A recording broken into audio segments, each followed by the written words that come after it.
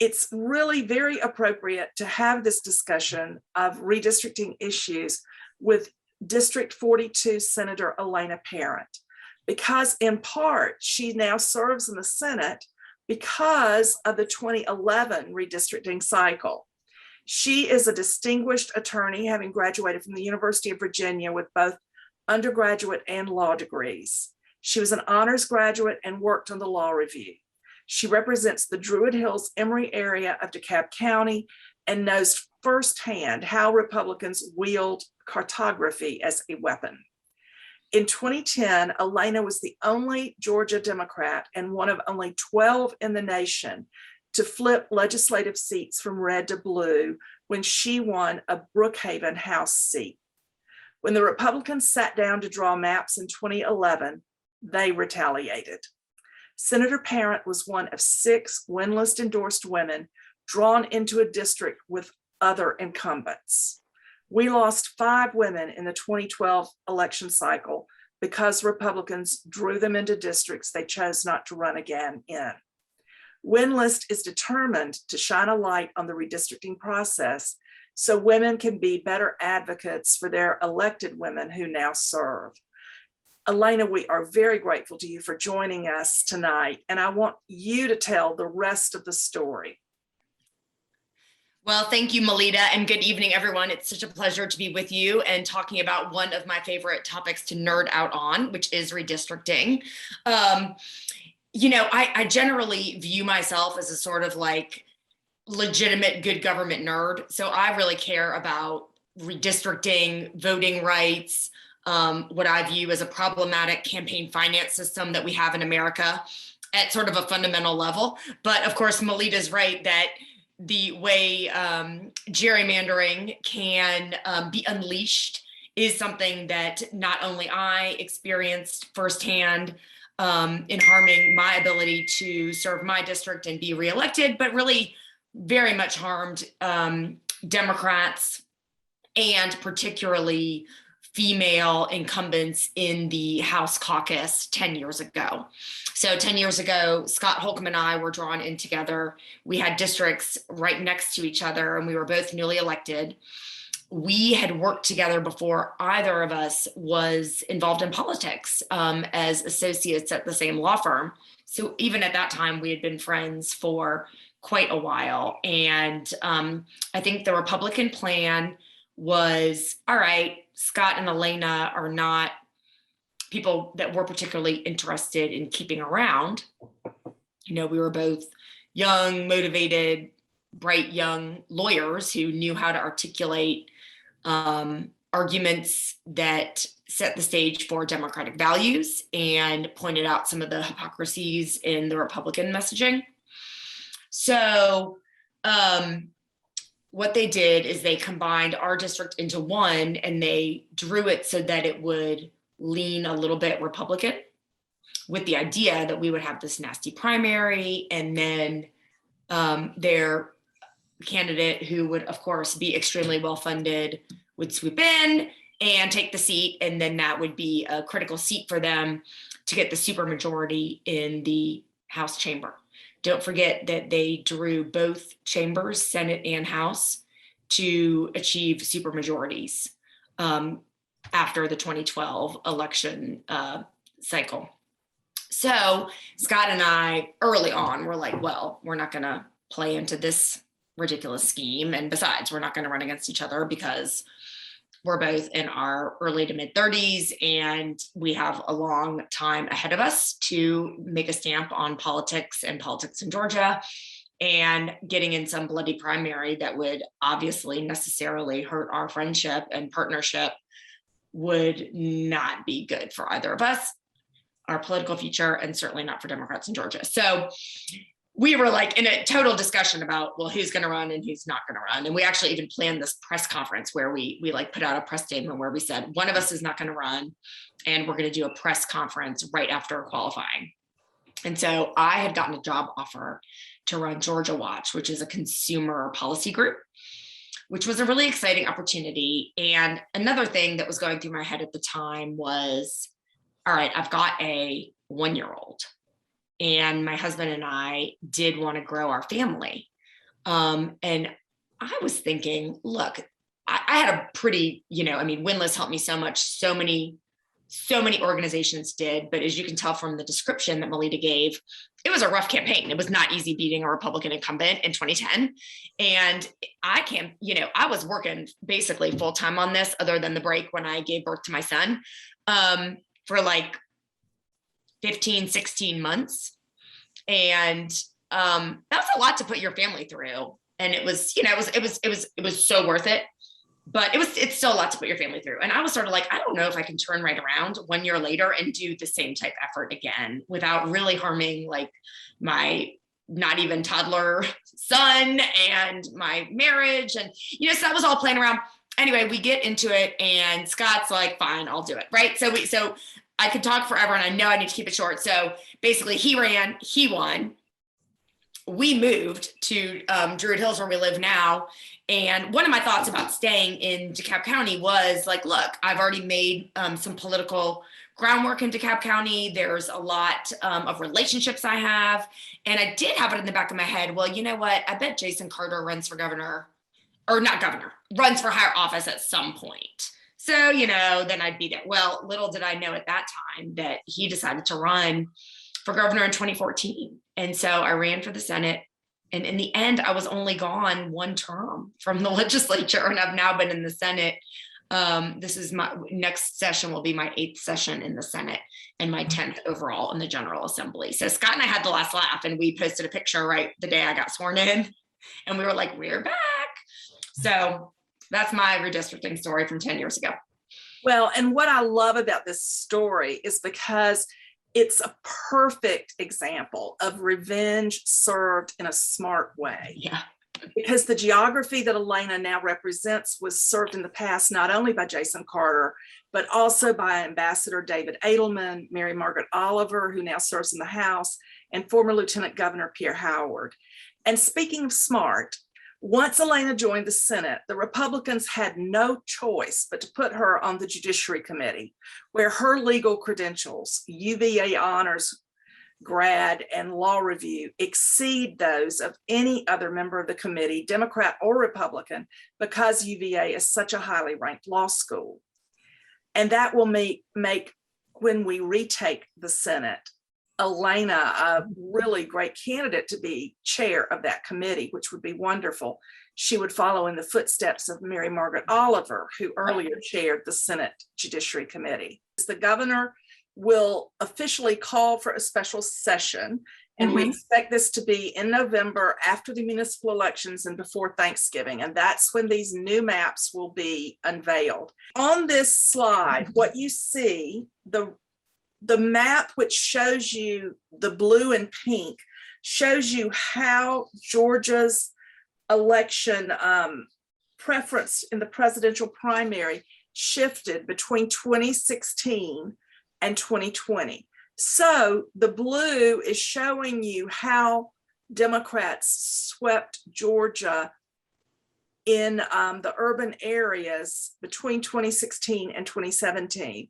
The other map is somewhat self-explanatory because it shows you where the population decreases and increases have taken place over the past 10 years. So this map shows part of the challenge that now faces the legislators when they come back into session to draw the new lines. So I'd like for Elena to kind of elaborate on what these challenges are and what the members of the Reapportionment Committee heard from citizens as they held hearings in about 10 different cities over the last couple of months.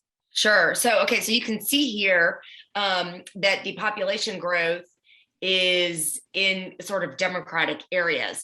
Now, this that very dark green county is actually Forsyth, which actually grew the most, but a lot of that growth happens to be in South Forsyth, where there is a more diverse and more Democratic leaning population moving in, a lot of young tech entrepreneurs.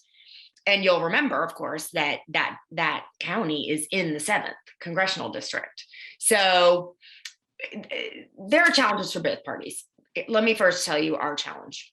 Our challenge is that the law has changed not in our favor due to this bad Supreme Court since the last redistricting. There's no longer pre-clearance from the Justice Department. And they also declared that partisan gerrymandering is a worthy state objective, which is ludicrous. So that's our challenge. But I'm still kind of excited because they have serious challenges. And you can see it right here in this map. The area, the big Atlanta bubble is the green one. And that's where we have a ton of strength. The districts that have lost population, basically all of South Georgia, and actually that north west corner of Georgia too, they are all Republican districts. So they face the challenge of trying to hold on to power in a rapidly changing state. Now, just so that everyone understands this map, the numbers within a county on a map are for how many win list endorsed women were on the ballot in those counties. So those are places where we've had women on the ballot. And part of my selling point is that when we have women we've endorsed on the ballot, more and more Democrats show up to vote and vote blue. Very now, true. We have another slide that shows us the 20 top counties in the state of Georgia. And they have been, there's only one of these counties, Fulton, which is required to have more than one congressperson. But as you can see, many of these counties are sliced and diced into numerous congressional districts. The same thing is true for Senate and House districts. And this is something that there was a lot of complaints about as you traveled the state, I believe. And so what I'd like for you to talk about is the special language around redistricting, the fact that some of these communities don't like being sliced and diced, and they don't like being cracked and packed. And so tell us what all those things mean. Yeah, you know, I Melita forgot to mention in my last answer, what were the citizens asking for? You know, they're asking for their communities to be kept whole, for them to be able to use that unified community and that voice to lobby their elected officials. They are asking for fairness. They are asking for democracy to be permitted to work. But what you see instead, and what I still think we'll see, is the cracking and packing. And you can use cracking and packing to refer to cracking and packing Republicans and Democrats. You also frequently hear about it in the context of racial gerrymandering lawsuits.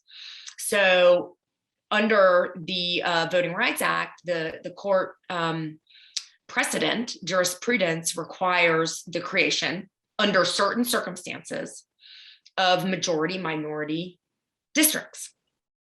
And that is another challenge, as a matter of fact, facing the Republicans. Because, for example, just looking at South Georgia in the state Senate, they got rid of the only white Democrat representing South Georgia in the state Senate 10 years ago.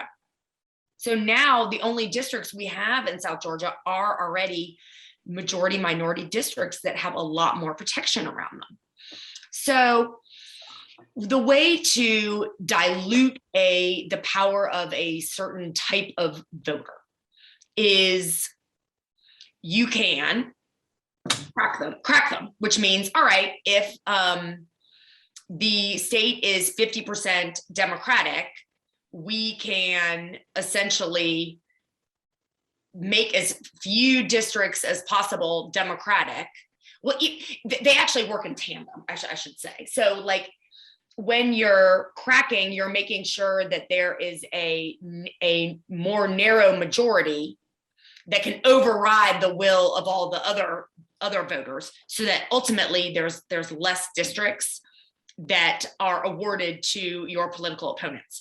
And the same thing, the corollary is packing. So, for example, let's put up the next slide so that you can talk about this by showing the area around Athens, because That is an area where they Right. definitely sliced and diced. So that's the cracking. liberal area of Yes. of Athens. So that's cracking. So if there are in the given area, you know, if you're taking like, okay, this is our area and there are more Republicans than Democrats, we can just narrowly draw 3 districts, or is it 4 here, 3, where there's just enough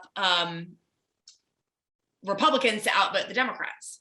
Packing is what they do see in HD 118. That actually is a blue seat.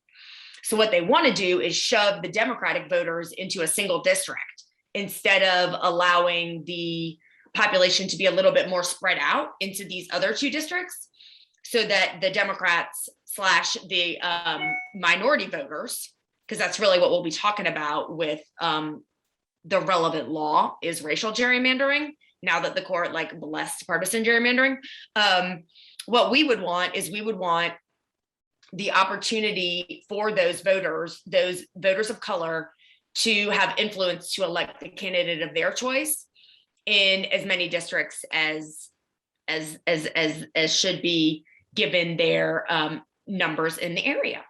And what they want to do is shove all of them in one district to make sure that they win the other 2. And then this scenario just gets replicated across the entire state. And that's exactly how you would get to the 2/3 supermajority. You give the Democrats one district where you shove as many of their voters as possible. So all of those districts are like 95% Democratic. And then all the Republican districts are like 57% Republican. Does that make sense? Yes. So you've unbalanced them so that you will win more districts than you should under a 50-50 state. Well, let's talk about one possible solution for this whole problem, being the passage of the new federal laws, which are currently being debated in Congress, that would require a greater standard of review, particularly for a state like Georgia. Could you explain what these proposed federal laws would do and why all of us should be calling Congress and begging for passage of the John Lewis Voting Rights Act? Yeah, absolutely. Legislation. Yes. So the John Lewis Voting Rights Act would restore and provide a new formula for pre-clearance for the jurisdictions that have a history of discriminating against voters of color. And we are one of those. What happened in the Shelby County case, Shelby County versus Holder, was that the court didn't find that pre-clearance itself was unconstitutional. What they found is that the formula that was pulling different jurisdictions in was outdated and needed to be updated by Congress. And as you know, Congress hasn't done that. So now that would be done with the John Lewis Voting Rights Act. And we would go back under pre-clearance, which we clearly need because of SB 202. So now they can do all these things that they've done since pre-clearance was struck down that they could never do before. All these ID requirements, all of that before would have had to be looked at and given at least some blessing by the Justice Department in Washington. Closing precincts, just anything related to voting. Now they can do unfettered. Oh, mid-district gerrymandering, mid-cycle, not when the census happened, but just when they feel like it to shore up a district. All that they would not have been allowed to do without running it through the feds. And now they can, and they're using that power in Texas. Look at Texas. Well, so DOJ sued them. If they still were under pre-clearance, that would not have been permitted to go into effect. Well, let's close on what I think is an inspiring note. I would like for you to tell everyone about how greedy gerrymandering in Senate District 40 of the Dunwoody area turned out for Republicans. Oh yeah, I mean, so Dunwoody was always like oh, we're so conservative, section of DeKalb County, and it was very irritating to me because what happened is DeKalb County is so Democratic, but because Republicans were in the majority, the like one Republican from Dunwoody could control everything about what happened in the county, and what the rest of us wanted to do, wanted to pass. None of that mattered because they just gave like a blank check to Fran Miller and, back in the day, Mike Jacobs. And it was wildly frustrating for all of us. Well, at the last redistricting, not only did they decide to get rid of all of these up and coming Democrats, especially women, they also decided that they wanted to take control of all of the local delegations. And so what they did is they gave like all these Republicans up in like North DeKalb and North Fulton a couple little precincts in Fulton County. They couldn't take over DeKalb, it's just too Democratic. But in Fulton, by giving like a precinct here, in fact, in the 40th, which is the district, the state Senate district that had Dunwoody that Melita was referencing, that Fran Miller represented for many years, he didn't even have a precinct. He got a backyard. And it was so he could join the Atlanta delegation and the Fulton County delegation. And then therefore, even the local delegations would be overridden by the Republicans due to gerrymandering.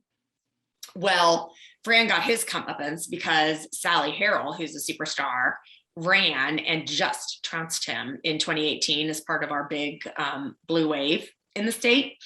And let me tell you, it's been a sea change down there ever since. And so it removed their not only a seat from them, but also, started undoing these local delegation gerrymanders. Well, I think that is a wonderful, hopeful note for us to close out on, because the shifting demographics and strong women candidates give Democrats the last laugh in Senate District 40, and we hope for lots of last laughs in November 2022, because it's time for winning women to finish the job of turning Georgia blue in 2022.